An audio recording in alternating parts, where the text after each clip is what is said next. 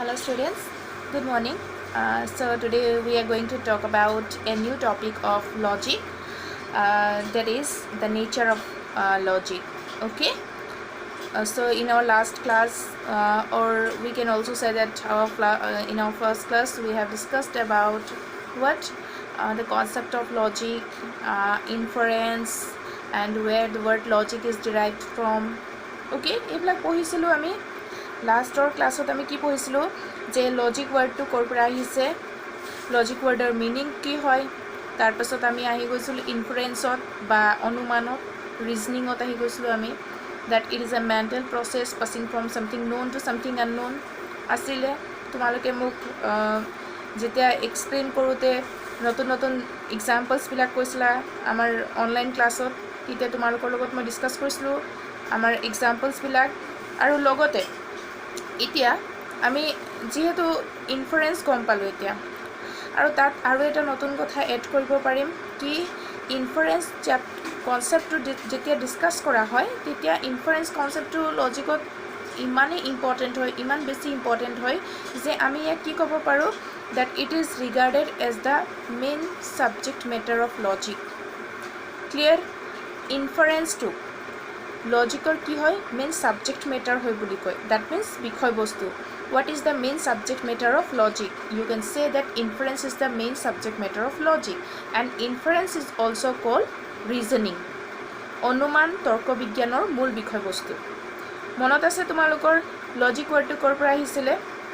লগজৰ পৰা আহিছিলে, যাৰ অৰ্থ কি আছিলে? চিন্তাত প্ৰকাশিত বিজ্ঞান। অ'কে, যে আমি যেতিয়া আমাৰ ভাষাটোক কি কৰোঁ, আমাৰ চিন্তাটোক আমি ভাষাত প্ৰকাশ কৰি দিওঁ, when our thoughts are expressed in language then it is called logic. আমাৰ চিন্তাবিলাক যেতিয়া আমি ভাষাত প্ৰকাশ কৰি দিওঁ তেতিয়া তাক কি বুলি কোৱা হয়? তৰ্ক বিজ্ঞান বুলি কোৱা হয়, হয়নে নহয়? তাৰপাছত ইনফাৰেঞ্চৰ কথাটো আমি ডিছকাছ কৰিলোঁ যে it is a mental process passing from something known to something unknown. এইটো এটা মানসিক প্ৰক্ৰিয়া হয় যিটো প্ৰক্ৰিয়াৰ জৰিয়তে আমি জ্ঞাত সত্যৰ পৰা নতুন অজ্ঞাত সত্যত এটা উপনীত হ'ব পাৰোঁ। তোমালোকে মোৰ লাগিছে যে তোমালোকে ক্লাছটো অকণমান কেটচ কৰিব পাৰিছা, আৰু লগতে যিহেতু তোমালোকে নিজে এনচাৰ্ছবিলাক ক'বলৈ ট্ৰাই কৰিলা, নিজে নিজৰ লগত এপ্লিকেবল এক্সাম্পলছবোৰ দিবলৈ ট্ৰাই কৰিলা, তেতিয়া গম পালোঁ তোমালোকে কনচেপ্টবিলাক অলপ চলপ ধৰিব পাৰিছা, বুজি পাইছা। So' moving to our next topic, আমি সেইটো ওপৰত বেছ কৰি পেলাই আমাৰ নেক্সট টপিকটো হৈছে নেচাৰ অফ লজিক, তৰ্ক বিজ্ঞানৰ প্ৰকৃতিনো কেনেকুৱা। ঠিক আছে, তাক ডিছকাছ কৰাৰ আগত এটা টপিক আছে, এটা পইণ্ট আছে, আমি সেইটো কওঁ যে আৰ্গুমেণ্ট বুলি এটা পইণ্ট আছে। ঠিক আছে, লজিকত আমি আৰ্গুমেণ্ট কৰোঁ, অ'কে, বা যুক্তি দেখাওঁ। মানে আমি যদি লজিকেল পইণ্ট নেদেখাওঁ, আমি যদি যুক্তি নেদেখাওঁ তেতিয়াহ'লে আমাৰ লজিকটো আগ নাবাঢ়িব। ডেট মিনছ আমি ক্লিয়াৰিফাই যদি নিদিওঁ, চাৰ্টিফাই নকৰোঁ কিবা এটা বস্তুক লজিকেল পইণ্ট লৈ পেলাই, তেতিয়াহ'লে আমি কি কৰিম? আমাৰ লজিক পঢ়ি পেলাই আমি সেই বস্তুটো এপ্লাই কৰিব নোৱাৰিম, হয়নে নহয়? তাৰ কাৰণে আমাক শিকিব লাগিব কি? যুক্তি, তৰ্ক, বা ইয়াত যিটো কোৱা হৈছে আৰ্গুমেণ্ট। তো আৰ্গুমেণ্ট মানে কি হয়? আৰ্গুমেণ্টটোক কি কৰা হয়? when our inferences are expressed in language then it is called argument. আমাৰ ইনফাৰেঞ্চটোক যেতিয়া লেংগুৱেজত এক্সপ্ৰেছ কৰি দিয়া হয় তেতিয়া তাক কোৱা হয় আৰ্গুমেণ্ট বুলি। এতিয়া আমাৰ ইনফাৰেঞ্চ, আমি কি কি ইনফাৰেঞ্চ মেক কৰিছিলোঁ মনত আছে তোমালোকৰ? যদি আমি ৱেডাৰটো ক্লাউডি দেখিছোঁ, ইট মে বি ৰেইন বুলি কৈ দিওঁ, যে বৰষুণ আহিব পাৰে, ইট ইজ আৱাৰ ইনফাৰেঞ্চ। যদি আমি পৰ্বতত ধোঁৱা দেখিছোঁ, তাৰমানে তাত জুই আছে। কিয়? Because there is a causal relation between smoke and fire. এতিয়া কজেল ৰিলেশ্যন কি হয়? কাৰ্যকাৰণ সম্বন্ধ। চোৱা, each and every effect must has a cause. প্ৰত্যেকটা কাৰ্যৰে একোটা কাৰণ থাকে। যদি জুই ওলাইছে, ধোঁৱা থাকিবই, because there is an interlink or there is an causal connection between fire and smoke. So' তুমি কানেকশ্যন থকা বস্তুবিলাক ল'বা, দুটা বস্তু কানেক্টেড হয়, যদি কজেলি কানেক্টেড হয় তুমি তাৰ ওপৰত বেছ কৰি পেলাই আৰ্গুমেণ্ট ক্ৰিয়েট কৰিব পাৰিবা। চ' আৰ্গুমেণ্ট ক্ৰিয়েট কৰিবৰ কাৰণে দুটা বস্তুৰ মাজত কজেল কানেকশ্যনটো থাকিব লাগিব, তেতিয়া তুমি আৰ্গুমেণ্ট ক্ৰিয়েট কৰিব পাৰিবা।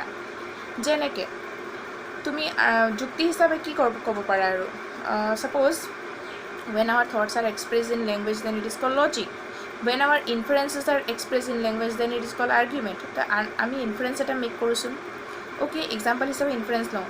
all men are mortal, Ram is a man, therefore Ram is mortal. ইয়াত ইনফাৰেন্স কি আহিলে কোৱা কোনটো হয় ইনফাৰেন্স হোল যেটো প্ৰিমাইসেস লৈছো ইয়াত আৰু কনক্লুজন লৈছো গুটেইটোক একেলগে আমি ইনফাৰেন্স বুলি কম আৰু হে ইনফাৰেন্সটোক আমি যেহেতু ল্যাঙ্গুৱেজত এক্সপ্ৰেছ কৰিছো that's why it is called argument বুজিছা যেতিয়া আমাৰ হে ইনফাৰেন্সটো বা আমাৰ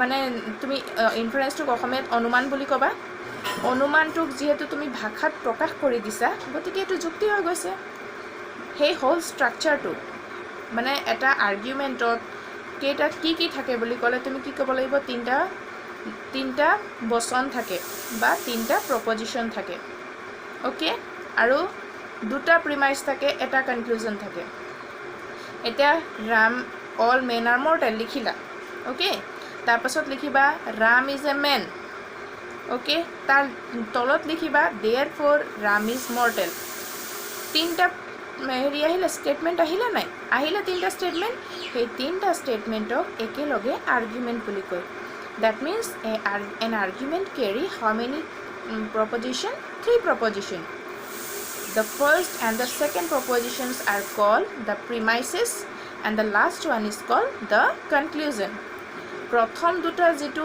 ইনস্ট্যান্স তোমাৰ স্টেটমেন্ট পালা প্ৰথম দুটা বচন পালা সেই প্ৰথম দুটা বচনক আশ্ৰয় বাক্য বুলি কয় আৰু লাষ্টৰ যেটো বচন পাইছা সেই লাষ্টৰ বচনটোক সিদ্ধান্ত বুলি কয় যেহেতু সিদ্ধান্তটো তুমি কৰ পৰা নিখৰণ কৰিছা সিদ্ধান্তটো তুমি এই দুটা বচনৰ পৰা নিখৰণ কৰিছা ওকে সো এই দুটা বচনৰ লগত সিদ্ধান্তটো কানেক্টেড হ'ব ওকে এটো হৈ গৈছে তোমাৰ হোল আৰ্গুমেন্ট গতিকে এটা আৰ্গুমেন্টে বা এটা যুক্তি কি ক্যাৰি কৰে কি থাকে এটা যুক্তিত তিনটা বচন থাকে বুলি কবা এটা আৰ্গুমেন্টত how many propositions are there in an argument 3 propositions are there in an argument okay এটা তোমাক তাতে এটা কোৱেশ্চন কৰিব how many premises are there in an argument এটা আৰ্গুমেন্টত কেইটা প্ৰিমাইস থাকে প্ৰিমাইসেস আশ্ৰয় বাক্য কেইটা থাকে প্ৰথম দুটা কবা প্ৰথম ফাৰ্স্ট লাইনটো আৰু সেকেন্ড লাইনটো হয় প্ৰিমাইসেস আৰু লাষ্টৰ লাইনটো কনক্লুজন কবা ওকে এটা তুমি নিজে আকৌ এবাৰ ট্ৰাই কৰা লিখিবলে বা ভাবিবলে ট্ৰাই কৰা all men are mortal তাৰ পাছত লিখা Ram is a man তাৰ পিছত তলত লিখা therefore Ram is mortal সেই ফাৰ্স্ট দুটা প্ৰিমাইস বুলি কব আৰু লাষ্টটো কনক্লুজন বুলি কব the whole structure is called argument so when our inferences are expressed in language then it is called argument and argument carry 3 proposition amongst the 3 proposition the twos are called the premises and the last one is called the conclusion বুজিছা প্ৰথম দুটা বচন তিনটা বচন থাকে প্ৰথম দুটা বচনক আশ্ৰয় বাক্য বুলি কোৱা হয় আৰু লাষ্টৰ বচনটো কি বুলি কোৱা হয় সিদ্ধান্ত বুলি কোৱা হয় ওকে হৈছে so this is called an argument এটা বনাবৰ কাৰণে তোমাক ইনফাৰেন্স মেক কৰিব লাগিব আৰু স্ট্ৰাকচাৰটো এনেকৈ বনাবা য'ত নেকি তোমাৰ প্ৰিমাইসেস থাকিব আৰু প্ৰিমাইসেস বিলাকৰ পৰা নেসেসাৰিলি ড্ৰন হ'ব কোনটো কনক্লুজনটো the conclusion must have to be connected with the premises বিলাকৰ লগত কনক্লুজনটো কানেক্টেড হ'বই লাগিব যদি নহয় তেতিয়া হলে প্ৰিমাইসেস বিলাকৰ লগত কনক্লুজনটো যদি আমি কানেক্ট কৰিবই নোৱাৰো তেতিয়া হলে হেতুক আৰ্গুমেন্ট বুলি নকয় গতিকে মনত কি থাকিলে তোমালোকৰ আৰ্গুমেন্ট বনাবৰ কাৰণে আমাক প্ৰিমাইসেস লাগে কনক্লুজন লাগে দুটা প্ৰিমাইস এটা কনক্লুজন হৈছে আৰু এই দুটা প্ৰিমাইসৰ পৰা যেটো লাষ্টত কনক্লুজন এটা ড্ৰ কৰিবা এই কনক্লুজনটো প্ৰিমাইসৰ লগত কানেক্টেড হ'ব all men are mortal Ram is a man therefore Ram is mortal তেনেকুৱা টাইপৰ তুমি আৰু ট্ৰাই কৰা বনাবৰ কাৰণে বহুত কিন্তু কানেক্টেড হ'ব লাগিব ইন্টাৰলিংক হ'ব লাগিব যদি তুমি কানেকশন ক্ৰিয়েট কৰিব নোৱাৰা then it is not regarded as a argument or an inference so এটো টপিকটো আছিল আমাৰ আমি নেচাৰটো ডিসকাস কৰাৰ আগত লজিকৰ আমি টপিকটো ডিসকাস কৰিম বুলি কলো এতিয়া বুজি পাইছা হেতু বস্তু আৰ্গুমেন্ট কি হয় আমি লজিক পঢ়ুতে আমি আৰ্গুমেন্ট বনাব লাগিব আৰ্গুমেন্টত কানেক্ট কৰিম ইনফাৰেন্সত কানেক্ট কৰিম আমি কনক্লুজন ড্ৰ কৰিম আৰু এনেকৈ কৰোতে আমাৰ যুক্তিবিলাক দেখুৱাই গৈ থাকিম হৈছে পিছলে আমাৰ বহুত কামত আহিব আৰ্গুমেন্টটো আমাক নেক্সট চেপ্টাৰ্ছবিলাকত আমি আৰ্গুমেণ্টটো ডিছকাছ কৰি থাকিব লাগিব, কণ্টিনিউ কৰি থাকিব লাগিব। সেইবোৰ কথা বাৰু আমাৰ ইয়াতে ৰৈ গৈছে। অ'কে, অলপ চলপ আমি আৰ্গুমেণ্টৰ কথা গম পালোঁ যে আৰ্গুমেণ্ট হয় কি, ইনফাৰেঞ্চৰ এটা কি হয়, আমাৰ যেতিয়া ইনফাৰেঞ্চটোক আমি লেংগুৱেজত এক্সপ্ৰেছ কৰি দিওঁ তেতিয়া সেইটো আৰ্গুমেণ্ট হৈ যায়। আমাৰ অনুমানবিলাকক যেতিয়া আমি কৰা অনুমানটোক যেতিয়া ভাষাত আমি প্ৰকাশ কৰি দিওঁ সেইটো তোমাৰ কি হৈ গ'ল, যুক্তি হৈ গ'ল। গতিকে যুক্তি এটাৰ কাৰণে কেইটা বচন লাগে? 3টা বচন লাগে। আকৌ কৈছোঁ, 2টা কি থাকে? 2টা আশ্ৰয় বাক্য থাকে আৰু এটা সিদ্ধান্ত থাকে। প্ৰথম 2টাক আশ্ৰয় বাক্য বুলি কয় আৰু লাষ্টৰটোক সিদ্ধান্ত বুলি কয়। অ'কে, তাৰপাছত চাবা এতিয়া নেচাৰ অফ লজিক, তৰ্ক বিজ্ঞানৰ প্ৰকৃতি। ইয়াত যেতিয়া আমি নেচাৰ অফ লজিক পঢ়োঁ, তৰ্ক বিজ্ঞানৰ প্ৰকৃতিৰ কথা আলোচনা কৰিবলৈ যাওঁতে আমি লজিক কি হয় ৱৰ্ডটো গম পাইছোঁ। তো ইয়াত logic is the first point, কেইবাটাও পইণ্ট আছে হা। ফাৰ্ষ্ট পইণ্টটো while discussing about the nature of logic, যিহেতু নেচাৰ চোৱা, নেচাৰ মানে তাৰ কেৰেক্টাৰটো কি, ফিচাৰ্ছটো কি, মানে লজিক যদি আমি পঢ়িবলৈ যাম আমি কি বস্তুবিলাক ডিছকাছ কৰিব লাগিব, সেইটো এটা নেচাৰ হয়। তোমাক যেতিয়া কোৱা হয়, মই ছাপ'জ তোমাৰ ফ্ৰেণ্ডৰ নেচাৰটো কেনেকুৱা, তুমি কি ক'বা? মোৰ ফ্ৰেণ্ডৰ নেচাৰটো কেনেকুৱা? মোৰ ফ্ৰেণ্ডজন খঙাল হয়, মোৰ ফ্ৰেণ্ডজন এইটো খাই ভাল পায়, মোৰ ফ্ৰেণ্ডজনৰ ঘৰত মানে এনেকুৱা বস্তুবোৰ আছে, এইটো তাৰ ফেভৰেট হয়। বিকজ তুমি তাৰ পাৰ্চনেল কথা কিছুমান জানা, তুমি তাৰ লগত যিহেতু তোমাৰ ফ্ৰেণ্ডশ্বিপটো ভাল হয়, গতিকে তুমি তাৰ নেচাৰটো জানা, তাৰ বিহেভিয়াৰ কেনেকুৱা, সি খঙাল হয় নে মৰমীয়াল হয়, সি কি খাই ভাল পায়, কি খাই বেয়া পায়, সি কি কিতাপ পঢ়ি ভাল পায়, কি কিতাপ পঢ়ি বেয়া পায়, সেইবিলাক তাৰ নেচাৰ আৰু তুমি সেইবিলাক কথা জানা। গতিকে আমি এতিয়া জানিব লাগিব লজিকৰ নেচাৰৰ কথা। নেচাৰ মানে প্ৰকৃতি, তাৰ মানে আমি যেতিয়া তাৰ কেৰেক্টাৰটো ডিছকাছ কৰিম, তাৰ প্ৰকৃতিটো ডিছকাছ কৰিম, তেতিয়া আমি তাৰ বিষয়ে লজিকৰ বিষয়ে গম পাম যে লজিকে ডিছকাছ কি কৰে, লজিক হয় কেনেকুৱা, বুজিছা? তো লজিকত ফাৰ্ষ্ট পইণ্টটো আহিছে কি, লজিকৰ কেৰেক্টাৰৰ বিষয়ে বা নেচাৰৰ বিষয়ে ফাৰ্ষ্ট পইণ্টটো আহিছে যে তৰ্ক বিজ্ঞান পৰোক্ষ জ্ঞানৰ লগত জড়িত, প্ৰত্যক্ষ জ্ঞানৰ লগত নহয়। Logic is concerned with immediate knowledge, not with immediate knowledge. Okay, in English, logic is concerned with immediate knowledge, not with immediate knowledge. তৰ্ক বিজ্ঞান পৰোক্ষ জ্ঞানৰ লগত জড়িত, প্ৰত্যক্ষ জ্ঞানৰ লগত নহয়। এতিয়া পৰোক্ষ জ্ঞান, প্ৰত্যক্ষ জ্ঞান সেইবিলাক কি? সেইবিলাক নতুন বস্তু আহি গ'ল ইয়াত। ইমিডিয়েট নলেজ জানিছিলা জানো আগত? শুনিছিলা? যদিও শুনিছিলা তাৰ বিষয়ে আমি ডিছকাছ কৰোঁ ব'লা, যে পৰোক্ষ জ্ঞান কি হয় আৰু প্ৰত্যক্ষ জ্ঞান কি হয়। এতিয়া তৰ্ক বিজ্ঞানে যিহেতু পৰোক্ষ জ্ঞানৰ লগত জড়িত নহয়, প্ৰত্যক্ষ জ্ঞানৰ লগত জড়িত, পৰোক্ষ জ্ঞানৰ লগত জড়িত, প্ৰত্যক্ষ জ্ঞানৰ লগত জড়িত নহয়, বুজিছা? ডাইৰেক্ট নলেজৰ লগত যদি তুমি তাক কানেক্ট কৰিব বিচাৰা, সেই কেতিয়াও ডাইৰেক্ট নলেজৰ লগত কানেক্টেড হ'ব নোৱাৰিব। ই সদায় ইনডাইৰেক্ট নলেজৰ লগতহে কানেক্টেড হয়। কিয় হয়? বিকজ আমি ইয়াত ইনফাৰেঞ্চৰ ওপৰত বেছ কৰোঁ আৰু ইনফাৰেঞ্চটো এটা ইনডাইৰেক্ট নলেজ হয়, বুজিছা? তো পৰোক্ষ জ্ঞান কি আৰু প্ৰত্যক্ষ জ্ঞান কি চোৱা। এতিয়া প্ৰত্যক্ষ জ্ঞানটো আমি প্ৰথমতে পঢ়োঁ। অ'কে, অন্য কোনো জ্ঞানৰ সহায় নোলোৱাকৈ পোনপটীয়াভাৱে অৰ্জন কৰা জ্ঞানক প্ৰত্যক্ষ জ্ঞান বুলি কয়।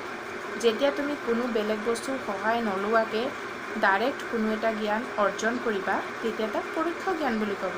ডাইৰেক্ট নলেজত তুমি বেলেগৰ হেল্প নল'বা, নিজে জ্ঞানটো অৰ্জন কৰিবা, বেলেগ কাৰো হেল্প নোলোৱাকৈ। এতিয়া কাৰো হেল্প নোলোৱাকৈ কেনেকৈ জ্ঞানটো অৰ্জন কৰিবা চোৱা। What is immediate knowledge? Listen, immediate knowledge is that knowledge which is derived from where? Perception. আমাৰ প্ৰত্যক্ষৰ পৰা আমি সেইটো জ্ঞান পাওঁ। আমি ডাইৰেক্ট দেখি পেলাই, আমি প্ৰত্যক্ষ কৰি পেলাই, আমি চাই পেলাই সেইটো নলেজ পাই যাওঁ। ক'ৰ পৰা? এক্সটাৰ্নেল ৱৰ্ল্ডৰ পৰা, বাহ্যিক জগতৰ পৰা। প্ৰত্যক্ষ জ্ঞান দুই প্ৰকাৰৰ হ'ব পাৰে, এটা হ'ব পাৰে এক্সটাৰ্নেল আৰু এটা হ'ব পাৰে ইণ্টাৰনেল। চ' ইয়াত আমি প্ৰত্যক্ষ জ্ঞান কাক ক'ম? যেতিয়া আমি কোনো এটা বস্তুক ডাইৰেক্ট চাই পেলাই নলেজ পাম। এডাল পেন, অ'কে, ইয়াক চাবৰ কাৰণে, ইয়াক প্ৰত্যক্ষ কৰিবৰ কাৰণে মই বেলেগ কাৰো হেল্প লোৱা নাই, মই ই যেনেকৈ আছে তেনেকৈ মই তাক চাইছোঁ যে এডাল পেন। কিন্তু আমিতো গম পালোঁ প্ৰত্যক্ষ জ্ঞান বা কি নলেজ বুলি ক'লোঁ মই, এইটো ডাইৰেক্ট নলেজ হৈছে। তো প্ৰত্যক্ষ জ্ঞানত আমি বেলেগ কোনো জ্ঞানৰ সহায় নোলোৱাকৈ জ্ঞানটো অৰ্জন কৰিব পাৰোঁ। আৰু প্ৰত্যক্ষ জ্ঞান দুই প্ৰকাৰ হ'ব পাৰে এটা হ'ব পাৰে এক্সটাৰ্নেল আৰু এটা হ'ব পাৰে ইণ্টাৰনেল বাহ্যিক আৰু আভ্যন্তৰীণ হৈছে তো এতিয়া যেহেতু লজিক প্ৰত্যক্ষ জ্ঞানৰ লগত জড়িত নহয় পৰোক্ষ জ্ঞানৰ লগতহে জড়িত গতিকে আমি পৰোক্ষ জ্ঞানটো ডিছকাছ কৰোঁ কি হয় পৰোক্ষ জ্ঞানটো কি হয় শুনিবা যে অন্য কোনো জ্ঞানৰ মাধ্যমেৰে লাভ কৰা জ্ঞানক পৰোক্ষ জ্ঞান বুলি কোৱা হয় মানে তুমি এই জ্ঞানটো লাভ কৰিবৰ কাৰণে বেলেগ এটা জ্ঞানৰ সহায় ল'ব লাগিব বুজিছা তুমি পৰোক্ষ জ্ঞানৰ ক্ষেত্ৰত যেটো জ্ঞান অৰ্জন কৰিবা সেই জ্ঞানটো তুমি ডাইৰেক্ট নাপাবা তুমি এটো ইনডাইৰেক্টলি পাবা বেলেগৰ ওপৰত বেছ কৰি পেলাই তুমি নলেজটো আৰ্ণ কৰিবা so what do you mean by mediate knowledge পৰোক্ষ জ্ঞানটোক মিডিয়েট নলেজ বুলি কয় প্ৰত্যক্ষ জ্ঞানটোক ইমিডিয়েট নলেজ বুলি কয় সো আমি এতিয়া সেকেন্ড পইণ্টটো পঢ়ি আছোঁ mediate knowledge so mediate knowledge is that which is obtained through the medium of some other knowledge বেলেগ জ্ঞানৰ সহায় লৈ পেলাই আমি যেতিয়া আন এটা জ্ঞান অৰ্জন কৰোঁ তেতিয়া তাক কি জ্ঞান বুলি কয় মিডিয়েট বা পৰোক্ষ জ্ঞান বুলি কয় listen once again আৰু এবাৰ শুনিবা তোমালোকে mediate knowledge is that which is obtained through the medium of some other knowledge so ami belegor hohai loi panai through the medium of some other knowledge to obtain immediate knowledge we have to base on some other knowledge because without based on other knowledge we can't achieve it ami etu pabo nuaru ami jeneke protyekho gyanot ami direct bostu tu sai panai paisilu direct নলেজত আমি বস্তুটো directly চাই পেলাই achieve কৰিব পাৰিছিলোঁ যে কি হয় এইটো জানিব পাৰিছিলোঁ কিন্তু মিডিয়েট নলেজৰ ক্ষেত্ৰত এইটো এপ্লিকেবল নহয় মিডিয়েট নলেজৰ ক্ষেত্ৰত তুমি বেছ কৰিবা কাৰ ওপৰত যিটো জানা সেইটোৰ ওপৰত আৰু তাৰ ওপৰত বেছ কৰি পেলাই তুমি নজনা এটা জানিবা দ্যাট মিনছ লাইক ইনফাৰেঞ্চ ৰিজনিঙৰ নিচিনা অনুমান যেনেকৈ কৰিছিলা অনুমানত তুমি জ্ঞাত সত্যৰ পৰা অজ্ঞাত সত্যত উপনীত হৈছিলা তেনেকুৱা হৈছে মিডিয়েট নলেজটো হৈছে তো মিডিয়েট নলেজৰ কথাটো আমি গম পালোঁ আৰু লজিক কাৰ লগত কনসাৰ্ন কৰে মিডিয়েট নলেজৰ লগত কনসাৰ্ন কৰে লজিক কাৰ লগত জড়িত তৰ্ক বিজ্ঞান কাৰ লগত জড়িত পৰোক্ষ জ্ঞানৰ লগত জড়িত এইটো কোৱেশ্চন আহে তোমালোকৰ তৰ্ক বিজ্ঞান কাৰ লগত জড়িত প্ৰত্যক্ষ নে পৰোক্ষ জ্ঞান এনসাৰ কি লিখিবা তৰ্ক বিজ্ঞান পৰোক্ষ জ্ঞানৰ লগত জড়িত প্ৰত্যক্ষ জ্ঞানৰ লগত নহয় হল ওকে ফাইন নেক্সট যেটো পইণ্ট আছে এইটো শুনিবা পইণ্ট নম্বৰ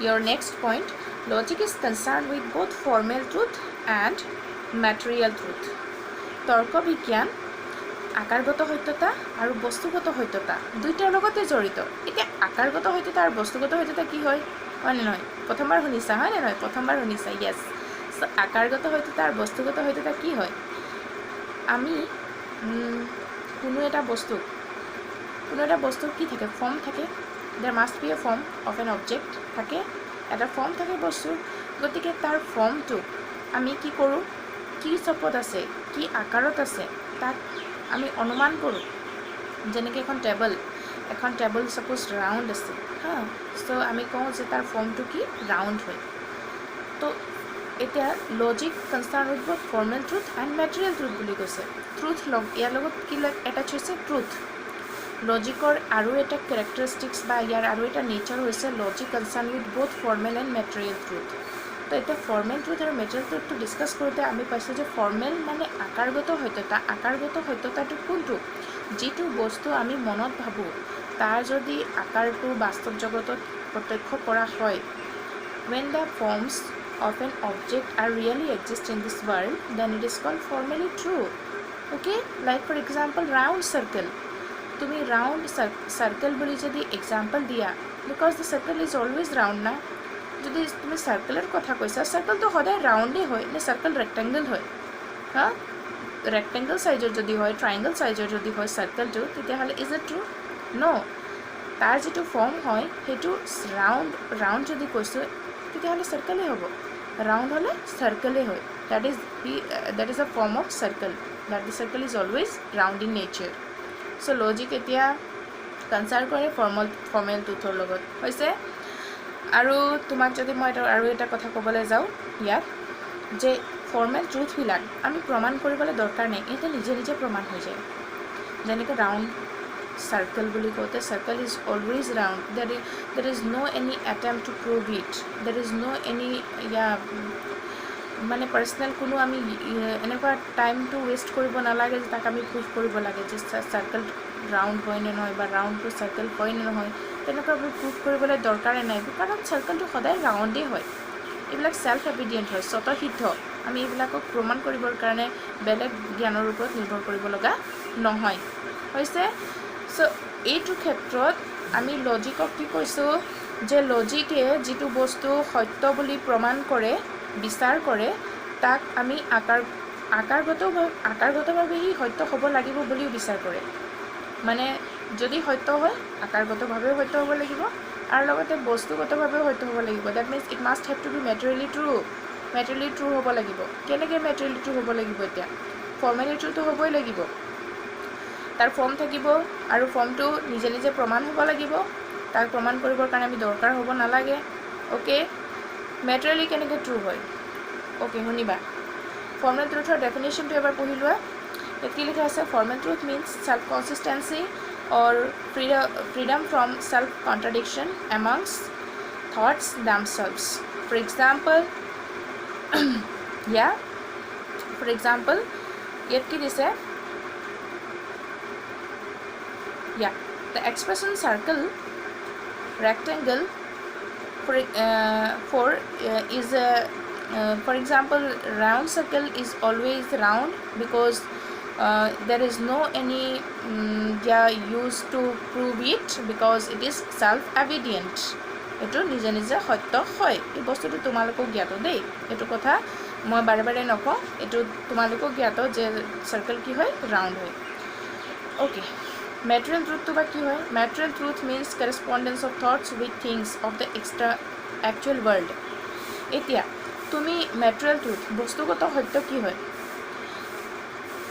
আকারগত সত্যটো তুমি যদি মনত ভাবা সেই বস্তুটোৰ ফৰ্মটো যদি বাহ্যিক জগতত আছে সঁচাকৈ আছে তেতিয়াহ'লেতো ফৰ্মেলি ট্ৰু হৈ যায় এইটো গম পোৱা এতিয়া বস্তুগত সত্যতা কি তুমি মনৰ ভিতৰত যিটো বস্তু ভাবিবা সেই বস্তুটো যদি বাহ্যিক জগতত সঁচাকৈ তাৰ অস্তিত্বটো দেখা পোৱা যায় if the thing is really exist in this world then it is a material truth যদি বস্তুটোৰ বাহ্যিক জগতত সত্যতাটো থাকে তেতিয়াহ'লে তাৰ কি থাকে বস্তুগত সত্যতা আছে বুলি ক'ব পাৰোঁ যেনেকৈ ফৰ এক্সাম্পল গ্ৰীণ লিভছ সেউজীয়া পাতৰ বস্তুগত সত্যতা আছে নে নাই সেউজীয়া পাত বাহ্যিক জগতত আছে নে নাই আছে গতিকে যদি সেউজীয়া পাত আছে তেনেহ'লে তাত আমি তাৰ বস্তুগত সত্যতাটো আছে আৰু যদি আমি এনেকুৱা বস্তু কিছুমান ভাবিছোঁ যিটো বস্তুৰ বাহ্যিক জগতত কোনো অস্তিত্বই নাই তাক প্ৰমাণ কৰিবৰ কাৰণে বাহ্যিক জগতত আমি তাক বিচাৰি ফুৰিব লাগিব আৰু তাৰ কোনো অস্তিত্ব নেপামে তেতিয়াহ'লে তাৰ বস্তুগত সত্যতা নাই বুলি ক'ব পাৰিম তো তেনেকুৱা এক্সাম্পল কি হয় ফৰ এক্সাম্পল মই কওঁ গল্ডেন মাউণ্টেইন গল্ডেন মাউণ্টেইন বা তুমি ক'ব পাৰা তাক যে সোণৰ পাহাৰ এতিয়া আমি সোণ আৰু পাহাৰ দুইটাই দেখিছোঁ হিল মাউণ্টেইন দুইটাই আছে hills mountains are there exist in this world okay যদি হিল আছে মাউণ্টেইনছ আছে গল্ড আছে তেতিয়াহ'লে আমি কি কৰিলোঁ এই দুইটা বস্তুকে এটাচ কৰিলোঁ এটাচ কৰাৰ পাছত কি কৰিলোঁ আমাৰ মাইণ্ডত মানে বনাই দিলোঁ গল্ডেন মাউণ্টেইনৰ নতুন কনচেপ্ট এটা আৰু এক্সটাৰ্নেল ৱৰ্ল্ডত তাক বিচাৰি ফুৰিছোঁ if there is no any existence of golden mountain in this world that means it has no any material truth তাৰ কোনো ধৰণৰ বস্তুগত সত্যতা নাই কিয় নাই কাৰণ তাৰ বস্তুগত সত্যতা থাকিবৰ কাৰণে তাক আমি কি কৰিব লাগিব তাৰ যিটো আসল যিটো আমি ক'লোঁ গল্ডেন মাউণ্টেইন সোণৰ পাহাৰ তাৰ অস্তিত্বটো থাকিব লাগিব বাহ্যিক জগতত যিহেতু নাই অকল আমি মনৰ ধাৰণাহে হয় আমি মনত বনাই লোৱা এটা ধাৰণাহে হয় আমি মনত যি হ'লেও বনাব পাৰোঁ যি টি বনাই থাকিব পাৰোঁ তাৰ মানে তাৰ অস্তিত্ব থাকিব লাগিব তাৰ কোনো কথা নাই যদি নেথাকে তেতিয়াহ'লে তাৰ মেটেৰিয়েল ট্ৰুথটো নাই বা বস্তুগত সত্যতাটো নাই বুলি ক'ব পাৰোঁ আৰু যদি আছে তেতিয়াহ'লে তাৰ বস্তুগত সত্যতা আছে যেনেকৈ green leaves grass is green okay milk is white এইবিলাকৰ বস্তুগত সত্যতা আছে কিয় আছে কাৰণ এইবিলাক বাহ্যিক জগতত আমি দেখিবলৈ পাওঁ বা ইয়াৰ অস্তিত্বটো আছে আৰু গোল্ডেন মাউণ্টেইন বা তুমি যদি মাৰ্মেইডৰ কথা কোৱা জলপৰী এইবিলাকৰ অস্তিত্ব নাই অকল মনত ভাবি লোৱা কিছুমান ধাৰণাহে হৈছে সো এইবিলাকক কোৱা হয় তোমাৰ মেটেৰিয়েল ট্ৰুথ তো মেটেৰিয়েল ট্ৰুথ হ'বৰ কাৰণে তুমি কি হ'ব লাগিব বস্তুটো ভাবাৰ লগতে বাহ্যিক জগতত তাৰ অস্তিত্বটো থাকিব লাগিব যদি নাথাকে তেতিয়াহ'লে তাৰ অস্তিত্বটো নাই the thing must have to be correspond with the external world. If it is not so, then we can't accept these types of things that it hasn't material truth. ইয়াৰ যে material truth আছে এই বস্তুটো আমি accept কৰিব নোৱাৰো কাৰণ তাৰ বাহ্যিক জগতত কোনো অস্তিত্বই নাই আমাৰ মনৰ লগত যিটো বস্তু উদয় হৈছে ধাৰণা হৈছে তাৰ লগত দেখোন তাৰ অস্তিত্বটো কি হোৱা নাই প্ৰমাণ হোৱা নাই গতিকে আমি কিয় accept কৰিম তো লজিক সেকেন্ডলি ডিল কৰিছে কাৰ লগত বহুত ফৰ্মেল এণ্ড মেটেৰিয়েল ট্ৰুথ মনত থবা হৈছে ফাৰ্ষ্টটো কি লজিক মিডিয়েট নে ইমিডিয়েট নলেজৰ লগত ডিল কৰে এনসাৰ কি লিখিবা logic deals with mediate knowledge not with immediate knowledge তোমাৰ তৰ্ক বিজ্ঞান তোমাৰ পৰোক্ষ জ্ঞানৰ লগত জড়িত প্ৰত্যক্ষ জ্ঞানৰ লগত নহয় সেকেন্ডত কি ক'লো তৰ্ক বিজ্ঞান কাৰ লগত জড়িত তৰ্ক বিজ্ঞান বস্তুগত সত্যতা আৰু আকাৰগত সত্যতা দুইটাৰ লগত জড়িত হৈছে এতিয়া নেক্সট আৰু কেইটামান টপিক আছে সেইকেইটা লজিকৰ নেচাৰৰ বিষয়ে কৈছে যেটা আমি নেক্সট ক্লাছত ডিসকাস কৰিম আৰু এই টপিকস কেইটা যে পঢ়ালো এইকেইটা আমি নেক্সট আমাৰ কালিৰ ক্লাছত আমি আকৌ ডিসকাস কৰিম ওকে সো অলপ মাইন্ড কৰিবা ভিডিওটো চাই পেলাই আৰু অলপ পঢ়িবা আৰু পঢ়িবানে মই ইয়াৰ তোমালোকৰ হেৰিবিলাক যিমান পাৰো হেল্প কৰিম সলভ কৰিবৰ কাৰণে এইবিলাক তোমালোকে পঢ়ি কিনে কালিৰ ক্লাছটোত মোৰ লগত ইন্টাৰেক্ট কৰি পেলাই আকৌ ৰিপ্লাই কৰিবলৈ ট্ৰাই কৰিবা ঠিক আছে okay bye bye take care students বাই